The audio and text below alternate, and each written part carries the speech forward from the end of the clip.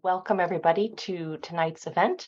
My name is Christine Schmidt and I'm the Deputy Director and Head of Research at the Wiener Holocaust Library. And we are very pleased to welcome Dr. Laurien Vastenhout, who will be speaking about her new book, Between Community and Collaboration, Jewish Councils in Western Europe under Nazi Occupation, with Dr. Anna Hájková. Between Community and Collaboration is the first comprehensive comparative study of the Jewish councils in the Netherlands, Belgium, and France during Nazi rule.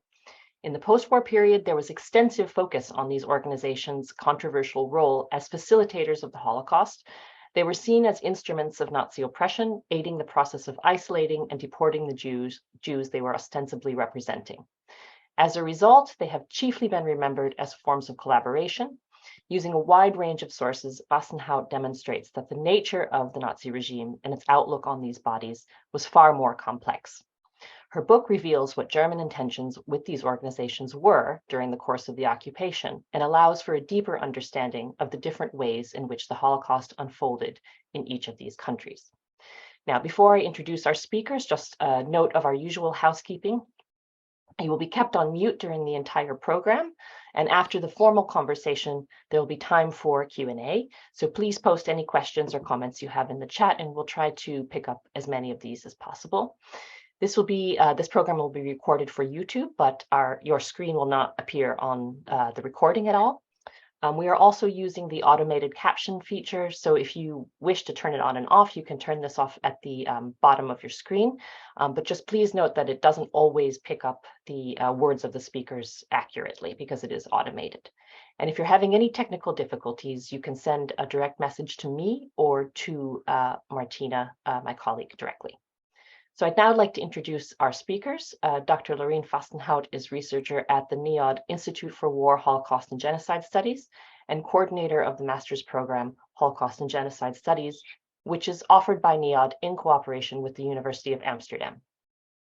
In recent years, her research has focused on the history of World War II in Western Europe, the persecution of the Jews, the creation and functioning of Jewish representative bodies during Nazi occupation, and the Jewish communities in Western Europe in the 1930s and 1940s. Her research projects are comparative and transnational in nature. Her book, Between Community and Collaboration, Jewish Councils in Western Europe under Nazi Occupation, was published very recently by Cambridge University Press, and we wish her congratulations for this excellent publication. And she will be led in conversation by Dr. Anna Hájková, who is Associate Professor of Modern European Continental History at the University of Warwick here in the UK, and the author of the celebrated monograph, The Last Ghetto, An Everyday History of Theresienstadt, published by Oxford University Press in 2020. So we're really very delighted to have you both, and so I'd like to turn the virtual floor over to you. I will start. Thank you so much, Christine, for hosting us and for these wonderful introductions. I will blur my background in a bit, but before I start, I want to say this is a very rare, special, and incredibly smart book on which you really see Laurien is not gabbing around. She knows her stuff. She knows historiography in 3 or 4 languages. She has been to an enormous number of archives in 3 continents. And she writes about these topics with great differentiation.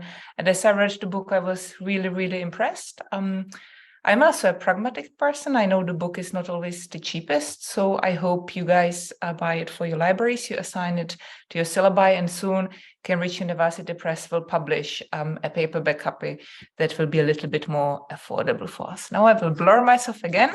And my question to you is a very classical opening question. Your book, Laurien, looks at the Jewish councils, the enforced umbrella organization for Jews in occupied Western Europe that Nazis put into place. In a way, it's a very similar history to that of Central and Western Europe and Eastern Europe, of course. Tell us, what is the story your book is telling? Yeah, so maybe thanks, by the way, Anna, for your very kind words, and also Christine for the very nice introduction. I really appreciate it to be able to share my research project here and to tell about my book. So maybe before we start, I want to say something very shortly about the terminology we use, because indeed, Anna, you rightly refer to Jewish councils. I also use the term Jewish councils in my book. In the title, it's between quotation marks. And I should maybe explain why. And that is because, especially in Belgium and France, the Jewish representative organizations that were imposed on the Jewish communities in these two countries were not actual Jewish councils in the sense of Judenräte that were imposed in the occupied Polish territories. They're quite different in form and function. I explained that very extensively in the book. I won't go into detail here, but it is a necessary nuance to make. I do use the term Jewish council nevertheless between the quotation mark because it's such an well-known and often used concept. People will know what it means. It means essentially the representative organizations that were enforced on these Jewish communities. So we will continue to use this term, but there is a slight nuance there. So the story about the book, or the story that I want to tell, maybe first of all, it is really a story about Jewish leaders and their choices. So how can we explain and understand the choices these Jewish representatives made during the occupation? Why did they decide to work together with the Nazis? The situation in Western Europe was, of course, very different from that in Eastern Europe, in the sense that in Eastern Europe there was a lot of force, there was a lot of pressure put on the Jewish leaderships there. People were really pressured into cooperating with the Germans. If they did not do that, then they were either put on transport or immediately killed or threatened with all kinds of retaliations. That was not the case in Western Europe. So the Jewish leaders here had more agency in the sense that they could decline their nomination. So then it is, of course, interesting to understand, okay, but why did they decide to work together with the Nazis? Why did they decide to take up this position? And why did they sometimes reconsider the initial choices they made during the course of the war? But this book is also a story about the contexts in which these Jewish leaders operated and the room for maneuver these Jewish leaders had, the leeway they had. I'm really making a case in my book for shifting the focus from the choices of these individuals to the context in which they operated. As Anna, I know you know very well, there were very different murder rates of Jews in Western Europe. So in the Netherlands, there was 75% of the Jews murdered. In Belgium, that was around 40%. In France, that was 25%. And historiography in Western Europe, ever since the end of the war, has really asked this question of how can we explain and understand this difference, and why was the deportation rate and the murder rate of Jews so high in a country that was known for its supposed tolerance towards minorities, towards non-Dutch people. And the history of the Jewish councils is very much approached also in this context. So this percentage of 75% of Jews murdered in the Netherlands is very much connected to the history of the Jewish council, which indirectly, of course, raises the question, were the Jewish leaders in the Netherlands more responsible, or were they more, more reprehensible in a way for the choices they made than their colleagues in Belgium and France were? And I, in my book, really want to show that we should in order to understand the choices these leaders make, we should focus on the contexts. So what was the nature of the occupational regime? We had a civil administration in the Netherlands. We had military administrations in Belgium and France. The strength of the SS was very different in each of these countries. That all affected the room for maneuver these Jewish leaders had. And there are so many more contextual factors, also the nature of the Jewish communities at large, of course, and I'm sure we will talk about that at a later stage during this discussion, but there were a lot of refugees in Belgium and France.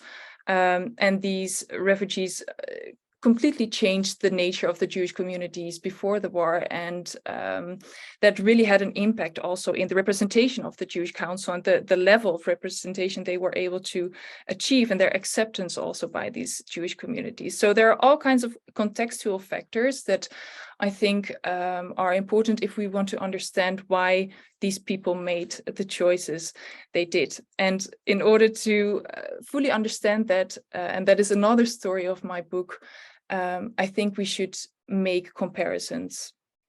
I truly firmly believe that only by comparing we can understand what is unique about the conditions in each of these localities. And some of these conditions have been overlooked. One example, in Belgium, there was a leadership vacuum at on the eve of the occupation.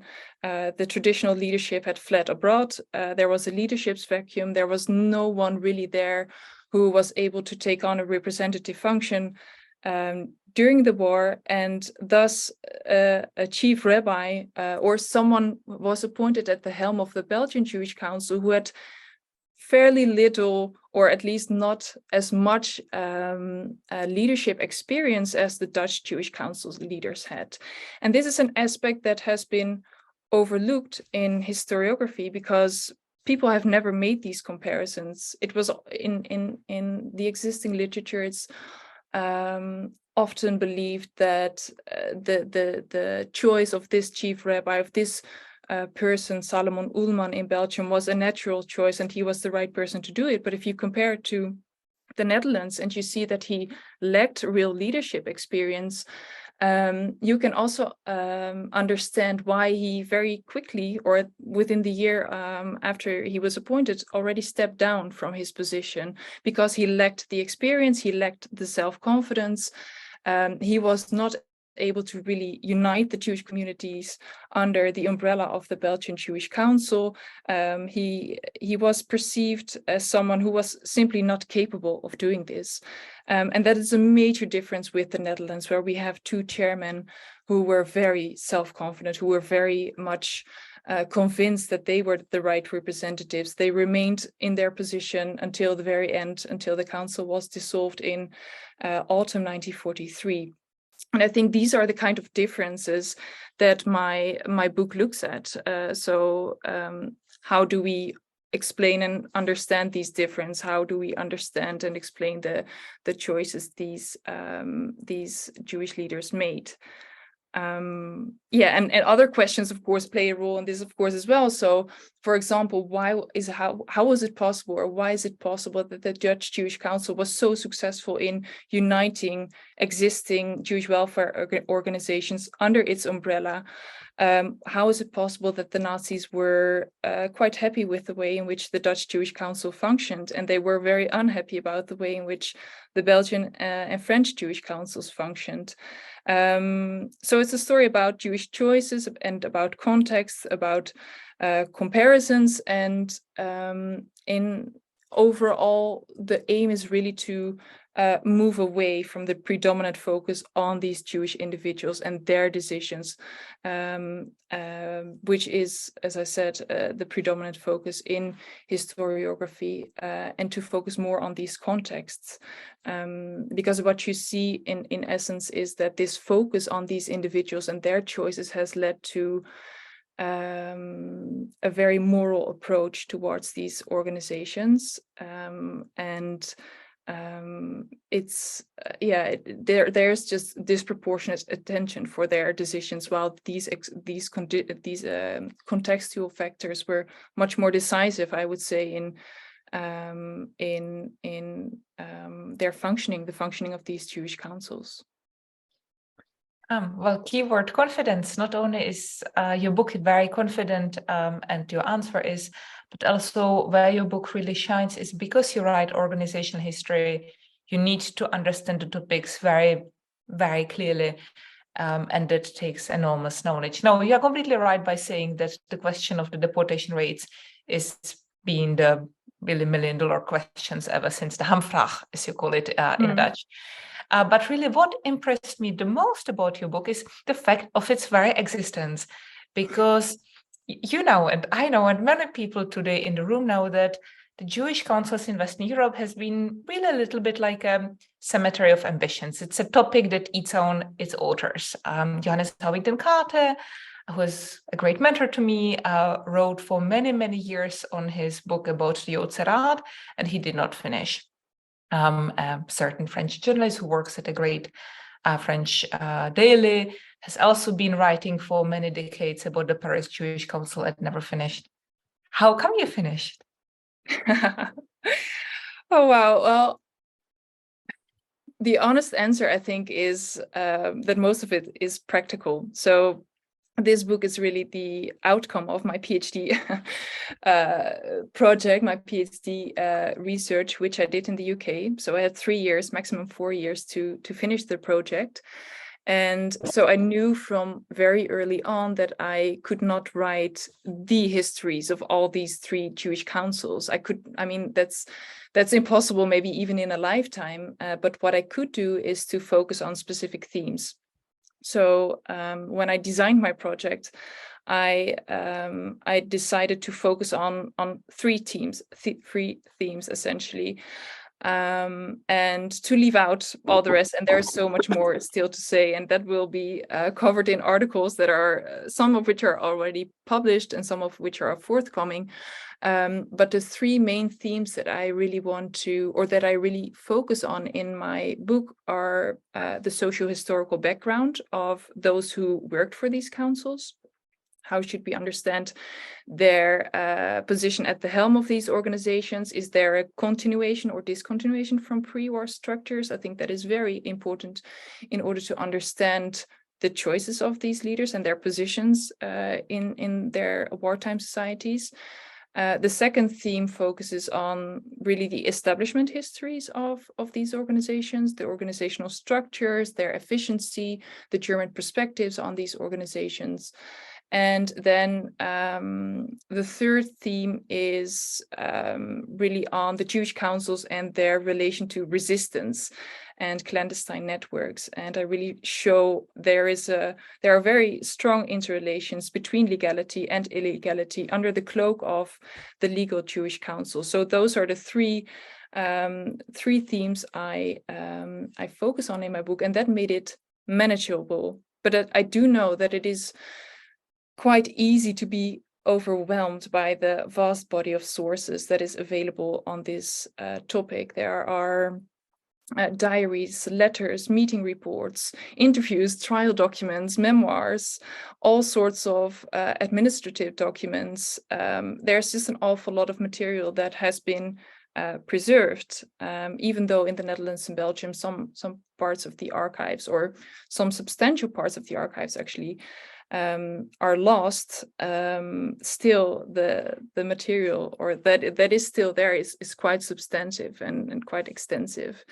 But it's also, of course, easy to be overwhelmed by the very history of these organizations and the questions that have been raised in relation to these Jewish council leaders' choices. It is a very sensitive and a very delicate topic, this notion of Jewish complicity, of Jewish collaboration, the idea that Jews were responsible for their own destruction in a way, which was very fed, of course, in the 1960s by Hannah Arendt and Raoul Hilberg, who really voiced this idea that the Jewish councils, or the Jewish leadership in a way, were responsible for the fate that had befallen the Jews, or at least for the deportation and murder of so many Jews throughout Europe. The Jewish Council topic is just a very delicate topic, and I think you rightly pointed out in one of your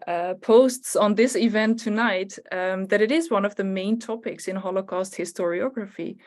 Right, and it always has been. There always has been this moral condemnation, and also in the public sphere, it is a topic that can lead to heated debates. And I've experienced that myself. People have very strong opinions about this topic from the very first moment these Jewish councils were established, of course, and that has continued until now, and that will continue. I'm sure about that in the years to come as well. So there are a lot of issues, actually, now I think of it, that can make it seem impossible to really write a comprehensive story of these organizations.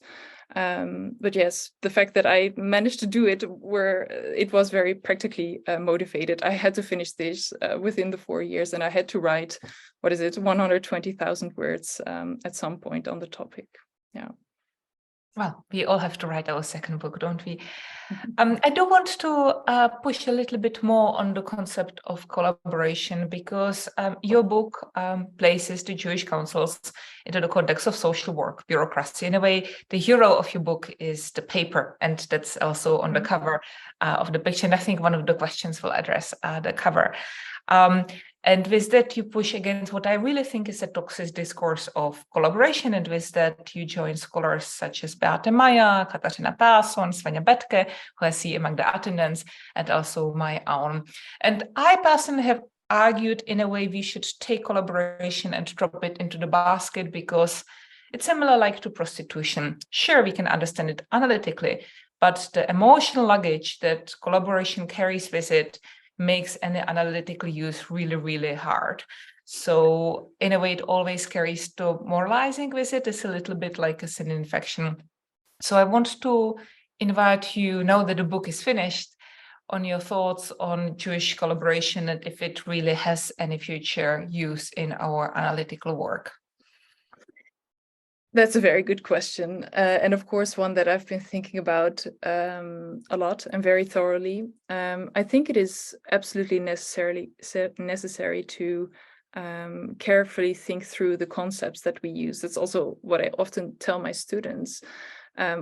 What kind of concepts do we use? What do we mean by them? And what does it mean if we use these concepts?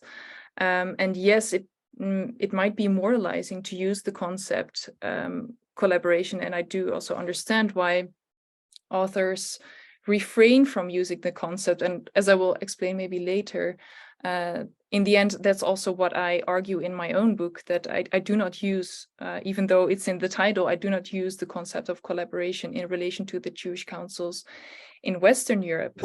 And we do have people, of course, like Yehuda Bauer was among the first, I think, who said, from the perspective of the actions and the decisions of these Jewish leaders, or in the context of the Holocaust, and from the Jewish perspective, there is no such thing as collaboration, because there was no ideological identification with the Nazi worldview among the Jews, right, among the Jewish leaders. And that's a fair point, but at the same time, I also think it might be, or we should make a distinction between the various modes of behavior, between different forms of working together with the Germans and with various German authorities. There were those who worked together with Nazi authorities because they were trying to alleviate the suffering of their Jewish communities, which I think happened in the case of the Jewish councils in Western Europe. But there were also those who worked together for their own personal benefit, or maybe for economic benefit, or just for their own survival and that of their family. And that is also a distinction Yevgeny Finkel, who is a political scientist, makes in his book, Ordinary Jews, in which he discusses Jewish responses in the ghettos of Minsk, Bialystok, and Krakow. And I think that works in a way very well, that we have to keep making distinctions between different forms of working together with the Nazis, and whether or not collaboration is a useful term in that regard. I think we should continue to debate that, but it is important to think about the motives of working together and to make differences in that regard. And as I said, in my book, I do use the word collaboration in the title, but I also problematize the concept immediately, actually, in the preface of the book, because I want people to think about it, what it means, what it implies. And having read through so many documents of the Jewish councils in Western Europe, and having read through all the meeting reports and the considerations people had for making certain choices, I am quite convinced that these Jewish leaders really intended to serve the interests of their communities. And of course, there were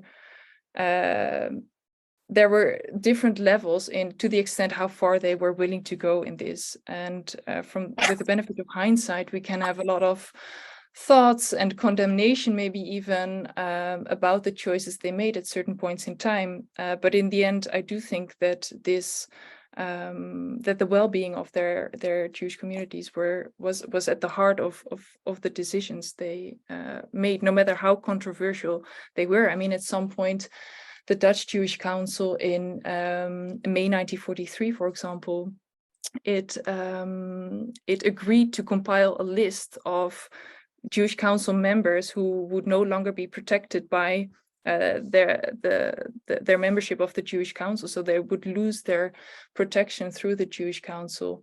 And they agreed to make up the lists of those employees that were no longer considered useful. And of course, we can, there's a lot we can say about that or think about that. But their reason was, if we make this list, then at least we can still decide. And this is a very controversial thing to say, of course, but then at least we can still decide who will stay, who will have this protection, and those will be the people who will be able to rebuild the Jewish community after the war. So those were the kinds of decisions these leaders faced, right? Very, very controversial decision, very controversial line of thinking. But from that perspective, in that moment in time, it is also understandable in a way. It's understandable, but it's still not a happy story, the story of triage. As you know, I'm trying to think a little bit out of the box and connect Holocaust studies to some of the bigger discussions that we have in Holocaust studies, and that's something we have in common. And the biggest question in the room is decolonizing European history. And of course, you all write about white people, but all three countries you write about have very significant migrant communities. France and Belgium has majority Jewish population that came from what was Russian Empire up to 1917. Mm-hmm. And were Yiddish speaking, and the parents were Orthodox, and the children were often quite hardcore lefties. Nick Underwood wrote his beautiful book about it. And in the Netherlands, it's German and German-speaking Jews from Central Europe, including the best-known Dutch and best-known Holocaust victim being Anne Frank. But then how it plays out is very, very different, because in neither of the three countries, the immigrants are represented in the Jewish councils that make the decisions.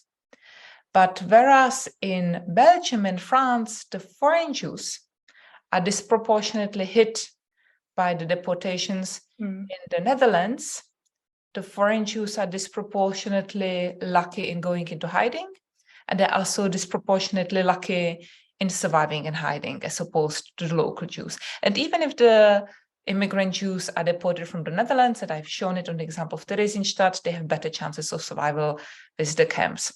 And I do think with this kind of locals and immigrants, and they're often exoticized, we can have some useful thoughts about how to decolonize and kind of denaturalize some of our frames of reference. And I know we have talked about it before, and you have joined me thinking about it, so I'm grateful for your upcoming answer. Yeah, it's like the topic of the presence of these immigrants is so interesting and so necessary to talk about. Just very shortly, the very presence of these immigrants in Belgium and France was very decisive for the way these Jewish communities were built up. Of course, in Belgium, only 6% of the Jews had Belgian citizenship. So 94% were Jews without citizenship who had come to Belgium at the turn of the century or in the 1920s and 1930s. In France, around 40% of the Jews were immigrants. In the Netherlands, only 10%. And indeed, as you rightly pointed out, their nature, their background was completely different from the immigrants in Belgium and France, who often brought with them their own traditions, religious traditions, but also their own language, indeed, and their own community organization. Also, they reorganized themselves in Belgium and France in their own in the way their communities had been organized in Eastern Europe, and they had their own levels of representation. They had their own representatives they kept turning to during the course of the war, even when the Jewish councils in Belgium and France came into existence. And so the very presence of these immigrants was in a way very decisive for the effectiveness of the Jewish councils in Belgium and France, because whereas you see in the Netherlands that the Jewish council very quickly took all the existing social welfare organizations under its umbrella, that was not at all the case in Belgium and France, where these immigrants kept turning to their own representative organizations, which could not simply be dissolved. But maybe to come back to the first thing that you said, the representation of immigrants in the Jewish Council was not, in fact, entirely absent.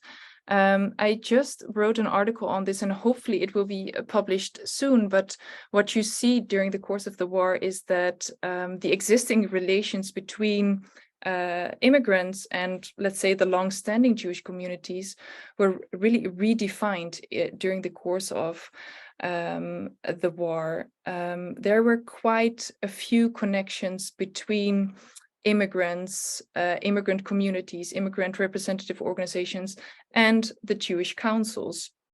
And that is a very complicated history, because yes, the immigrants did oppose the existence of the Jewish councils. They did not agree with these Jewish leaders cooperating with the Germans, with their with the way they behaved, with the choices they made. But at the same time, they also recognized that they needed these Jewish councils, or the legal cover of these Jewish councils, sometimes to engage in clandestine activities. At the same time, so there was really mutually beneficial relationship in a way, because at the same time, the Jewish council leaders recognized that they needed the immigrants to have at least some say over the entire Jewish population in each of the countries they were forced to represent. So there was a mutual. There were interrelations between the immigrants and the Jewish councils, and more than I think has been recognized so far. A concrete example in the case of France, the UJIF, so the French Jewish Council, actually consisted of, it was an umbrella for all kinds of minor social welfare or other sorts of organizations that had been operative before the war already, or maybe reorganized themselves during the war, including organizations with quite a substantial immigrant presence, or maybe even fully consisting of immigrants, such as the Federation of Jewish Societies or the Jewish Scout movements. And they were officially incorporated in the French Jewish Council, but they continued their operations quite independent from it. And they infiltrated the legal Jewish councils to set up parallel clandestine organizations. So they both helped the Jews in legal and non-legal ways. And there are so many more interconnections between all these organizations than I think has so far been recognized. So a lot to say really about this theme of immigrant presence, also in relation to the clandestine networks that operated in the vicinity of the Jewish councils. Mm-hmm. I think the bigger point about human ability to resist is a really valid one. So I know we have a lot of colleagues listening in and thinking about what could I assign on my syllabus. I love everything about your book, but the chapter on resistance is particularly great for assigning. We are moving to the last two, maybe a bit shorter questions. I'm always curious, what did you find the hardest in research and writing for this book? So what is difficult about this topic, what was difficult and what I actually still find difficult, is that there is such a vast body of literature on this topic.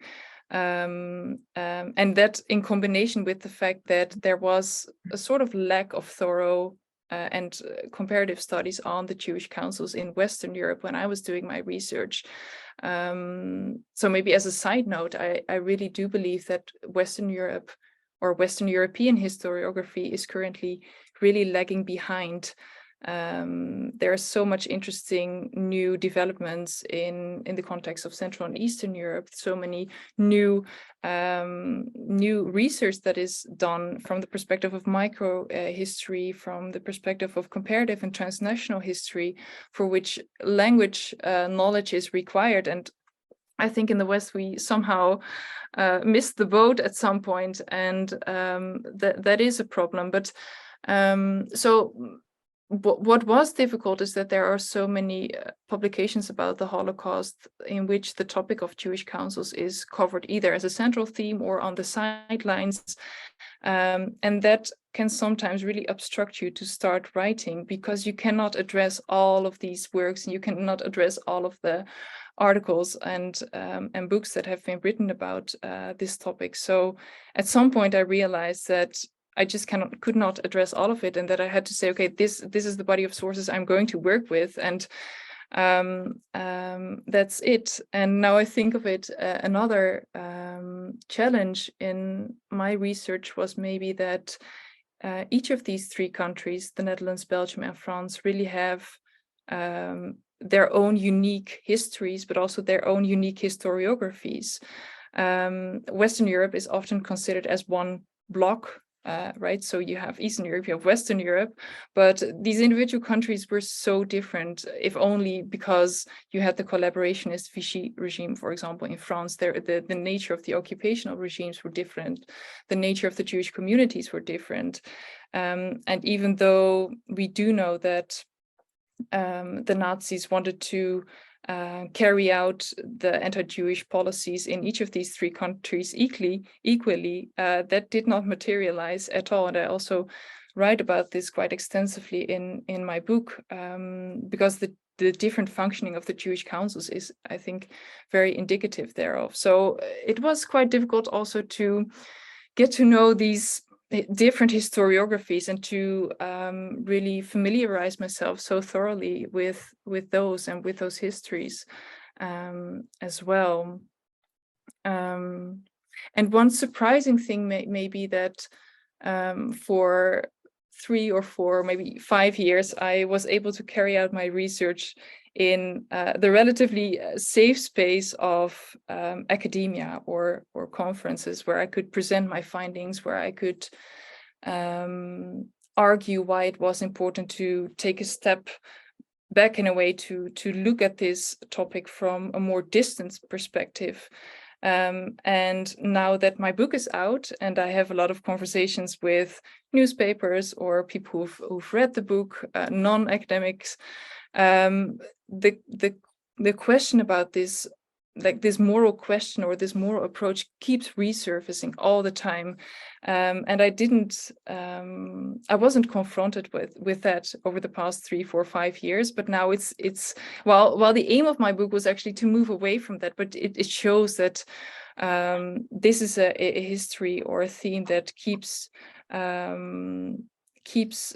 raising these kinds of moral questions all the time. And yeah, we will never be able to move away from that. One thing maybe I should note as well is that, of course, the aim in my book, or what I write in my book, is that I want to move away from this moral perspective. But I also realize, and I think we all realize that as historians, that is not entirely possible. There will always be some kind of moral judgment in the way you approach your sources, in the way you portray the image of certain individuals or historical actors that you write about. But I do think that our task as historians really is to understand why people behaved the way they did. Why did they make the choices they made, rather than evaluating those choices or morally condemning these choices. I mean, Laurien, I completely agree. Like, if people need two historians like you and I to tell them that sending people to Auschwitz is a horrible choice, then really the world has bigger problems. My final question is something that I'm always very curious. You have given us this enormous gift, this majestic book. Where would you like to see historiography go, building on your work, on your methodology? What lines of inquiry do you want to see taken up by future PhD students and authors of second and third books? Okay, so now everyone's, the students among the audience are are going to listen very carefully now. No, what I think is that the next step would really be, and I wanted to do that in my own book, and I did do that to some extent, but I think the next step really is a transnational perspective. So I made some first observations in my book about Germans who gained expertise and experience on one location about the form and function of Jewish councils, for example, in Poland or in Vienna or Germany or the Protectorate, and they took these ideas with them and implemented them in the West.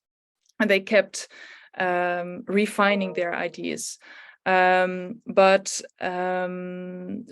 it is a transnational history. It is a history in which Germans traveled across Europe and kept refining their ideas, kept or used the experience they had gained before and implemented that knowledge in other localities. One very concrete example is that in the Netherlands, the Dutch Jewish Council was initially a local organization. It was called the Joodse Raad voor Amsterdam, so the Jewish Council for Amsterdam, so not a national Jewish council, which was the case in Belgium and France. These institutions had nationwide authority from the very outset. That was not the case in the Netherlands, because the two people who were responsible in the end for the establishment of the Jewish Council, or the two senior Nazis in the Netherlands, which was the highest SS representative Rauter and the Reich Commissioner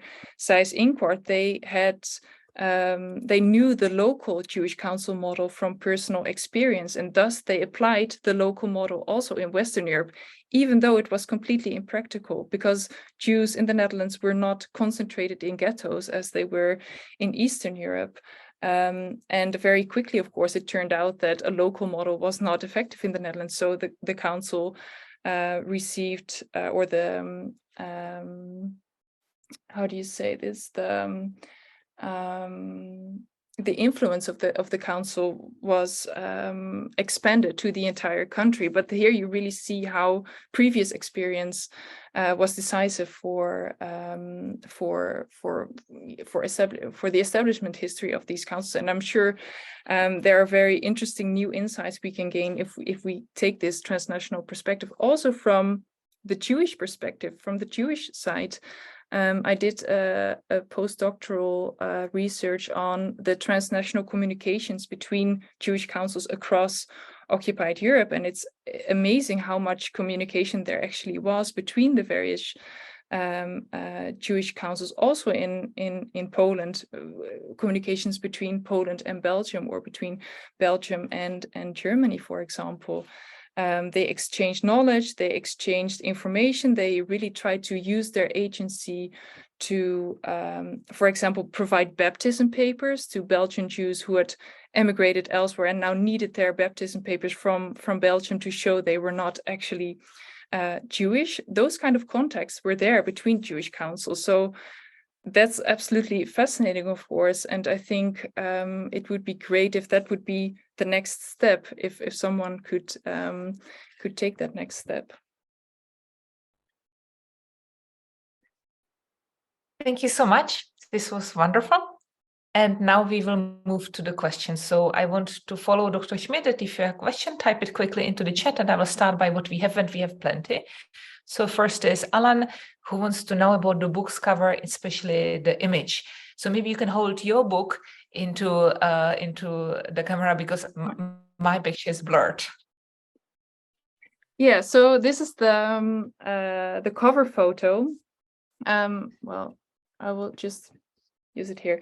So this is the cover photo of the book. It is a photo that is taken in one of the administrative offices of the Dutch Jewish Council. And the photograph was made in celebration of the 60th anniversary of David Cohen, who was one of the two chairmen of the Dutch Jewish Council. And as a present, Jewish Council employees wanted to give him a photo album. And for that, there was a photographer, Johan de Haas, yeah, that's his name. And he made all kinds of photographs of the work of the Jewish Council at various of its offices. And I really wanted to have this relatively unknown photograph on the cover of my book, because as Anna very eloquently already pointed out, I think the paperwork is really what defined the Jewish councils in essence. They really tried to, we often tend to forget, or maybe I should rephrase it in that I was surprised. I was so surprised when I went through the archives of the Jewish councils that they were really on a day-to-day basis working on writing letters to Jews, trying to help them, replying to all sorts of requests. And that's why I thought it was good to have this administrative section on the cover of my book. Mm-hmm. Then is a question from Catherine Aretakis, and I will read out aloud. That's very nice, because she's one of my former students. Famously, for lack of a better word, said in a reference to comparative works regarding Western Europe that, quote, generalizations tend to break apart on the stubborn peculiarity of each of the countries, end of quote. The fact that your book doesn't do this is one of the things I found so incredibly impressive about it.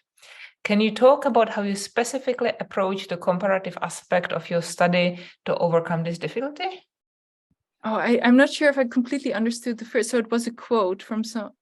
I think the question is, when you compare, you lose the specificity. And when you go into detail, you do not understand what is the macro analysis. And that is the given problem of any, and I've seen it often, I will not name names. And you do not get lost in the details, and you have meaningful analysis, but it's hard. And you must have thought about it a lot while you wrote and thought. So how did you do it? I hope, Catherine, I'm getting it correctly. Oh, so now I'm going to share my my tricks with all of you. No, so this is a very good and meaningful question indeed. It's a balancing act in a way, right? Indeed. You could also say it the other way around. If you do comparative research, you do not focus on the details, right? There, on both sides, there can be dangers. Like I said, from the very start, I had a very clear plan about what were the central themes that I wanted to compare, and I wanted to compare those things that I thought would highlight what was so unique about the situation in each of these countries, in terms indeed of the position of these Jewish council leaders and their functionaries, or in terms of the nature of the occupational regime, or in terms of the engagement with illegality, for example. So I really thought these are three themes that if I analyze this, it will really show the unique context of each of these three countries and how exactly that played out in terms of balancing between focusing on the details and while still taking into consideration the larger picture. That is, of course, very hard, but it also depends on your sources in a way, right? I always tell my students that they, as a historian, you are dependent on your sources. So I really took the sources as a basis, and from there, I tried to come up with a larger analysis that would make sense in the broader context of these countries. So, but it is a balancing act. Mm-hmm. I would have one more question of my own, and that is the knowledge of the Holocaust. It's something that I remember being so impressed when I, for the first time, read Alexander Garbarini's Numbered Days. And it's a long-standing discussion for the Dutch, for the Belgian, and for the Paris ones, and also from when they could know in theory, and from when did the penny drop. When did the Jewish councils actually had to acknowledge about the Holocaust? And did it change the course of actions? Yeah, again, a very good question. And it was one of the questions that from the very start, I thought, okay, this is going to be a perspective that is absolutely necessary to take into consideration and to write about in the book. But when I was going through the sources, I actually recognized that this idea of knowledge, and of course there's a whole debate here about what is knowledge, what is the Holocaust. I mean, we in the Netherlands, we have had this whole debate with Bart van der Boom's publication Wij weten niets van hun lot, in which he argued that if Dutch non-Jews had known about the direct murder of Jews upon arrival in the concentration and death camps, they would have acted differently. He has a very small definition of the Holocaust. And of course, what is knowledge? How does knowledge reach people? How do they then reflect on this knowledge? Do they are they able to process the information that reaches them, and so on? So it is an absolutely fascinating discussion in itself. But in relation to my research and to the Jewish councils specifically, I noticed that actually these Jewish leaders were not so much thinking about, of course they were thinking about what would happen to the Jews that were being deported, but they were so busy with providing help, with making choices, with having meetings with different German authorities, with coming up with a plan of action, with negotiating with German authorities, with negotiating with members of the Jewish communities, with negotiating with immigrant organizations, with writing back to Jews who had all sorts of questions that I could not really find out much information about this. I could not really see, indeed, as you rightly pointed out, I also thought there must be some moment where there is some kind of realization, and then the different choices are made, different there's a different direction in which these Jewish councils go. But I could not, I didn't really find that. And I that is absolutely striking. And it is telling also in a way of how busy these people were with just providing these the help to their communities. I do know at some point in the case of the Dutch Jewish Council, there was a separate department established that was responsible for sort of the communication with Eastern Europe, or the people who were deported, or at least was responsible for the letters or the notices that were coming in, but they couldn't really grasp what was happening. The information was so few and far between. It was sometimes contradictory, it was sometimes worrying, but sometimes not. So yeah, it is. Yeah, I've already said this, but of course, with the benefit of hindsight, it is very easy to think, okay, but why didn't they make different choices, or why didn't they at some point go in a different direction? But that's not what kept them busy on a day-to-day basis. On a different level, or a different point, is that of course pressure on the Jewish councils increased in all three countries during the course of the war, and I think that was more a moment, or those were that led to decisive moments where some of the Jewish leaders decided, okay, this is no longer what I'm willing to do. I'm not willing to for example, encourage Jews to report themselves. That's my limit, and then I will step down. But that's more has more to do with the pressure that was imposed on these Jewish councils, rather than information that reached them from what was happening in the East. Mm-hmm. Yeah, we have here a couple of questions, and one just came from Etienne Deneboom. But I will maybe say there is a question from Naomi, conducted to us by Martina. If you can read it for yourself and answer to Naomi in your own words. It's a question about her grandfather and whether her take on when he was deported and how he was deported is correct. It's the penultimate question. Let me see if I can find it.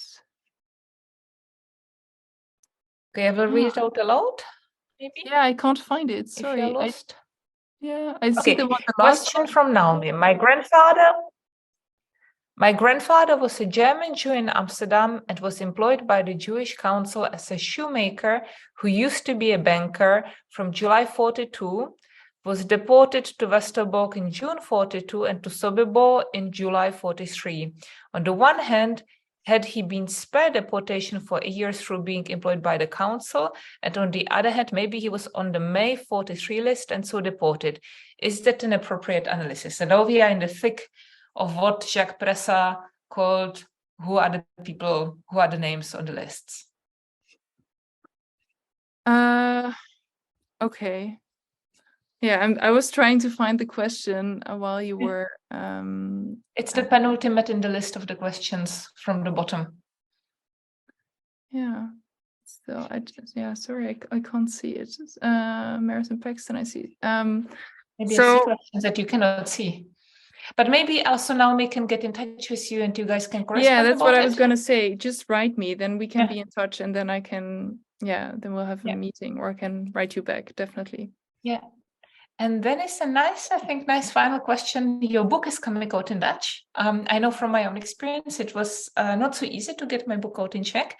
And now it's coming out in your native tongue. So it's a nice note to end on. Tell us more about your Laurien Vastenhout in het Nederlands. No, I'm very excited. I think I'm very happy that it will come out in Dutch, because this is such a, I mean, in general, of course, the Jewish Councils during the Holocaust is a major topic, but in the Netherlands, it is especially